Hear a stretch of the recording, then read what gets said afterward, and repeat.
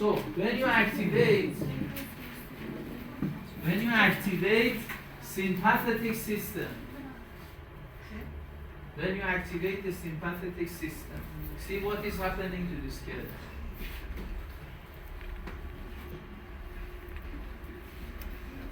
See, it has positive contractility, positive thromotropy, positive lucitropy.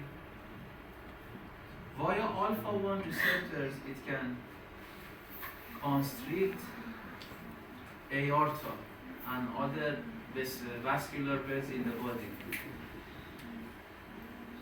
The blood pressure is increased. What do we call blood pressure or aortic pressure in the previous session? Afterload. Afterload. See, if you increase the afterload, the pressure volume curve will go up, because see 120, this is the afterload. Then you activate the heart via the sympathetic system, the afterload will be increased.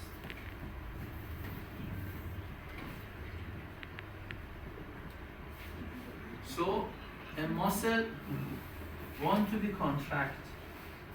Then there is a more load against its contraction, so the amount of blood that will be left from the left ventricle will be reduced.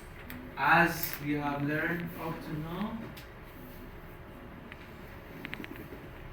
the area under the curve of the left ventricular pressure volume is called external wall. See, the afterload will be increased.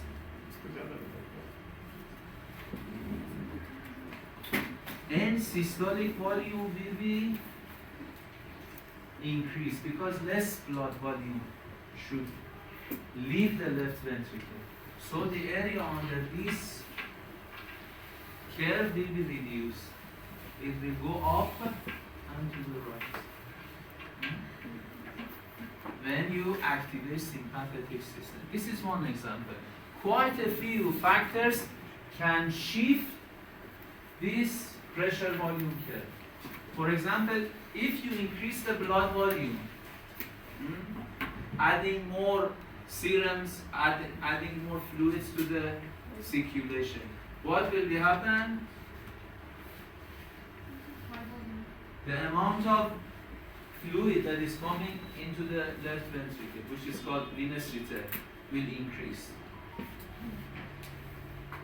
This curve will be shifted to the left, to the right.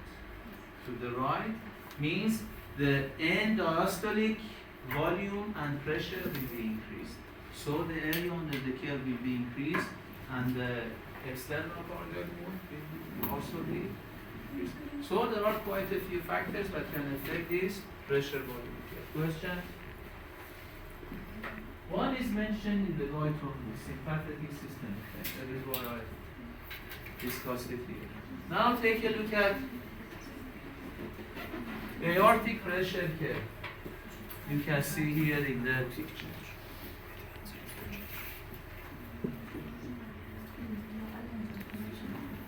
Here you can see volume and pressure changes inside the left ventricle. This is electrocardiography. This is aortic pressure curve. This is intraventricular pressure curve. This is left or right atrial pressure curve. And this is the pressure changes inside the left ventricle. Now take a look at this one. Aortic pressure curve. The minimum pressure inside the aorta, which is called diastolic blood pressure, is 80. Yeah, minimum. When all valves are closed, isovolumetric contraction will be initiated. The pressure goes up till it reaches to 80. Then the aortic valve will be open and the blood leaves the left ventricle, but the pressure goes up until it reaches to the maximum, 120. Then when the pressure reaches to 90 millimeter of mercury, blood will have a backflow and causes the aortic valve to snap shut. When it closes in the aortic pressure curve, you will have dicrotic notch. This is called dicrotic notch or incisura.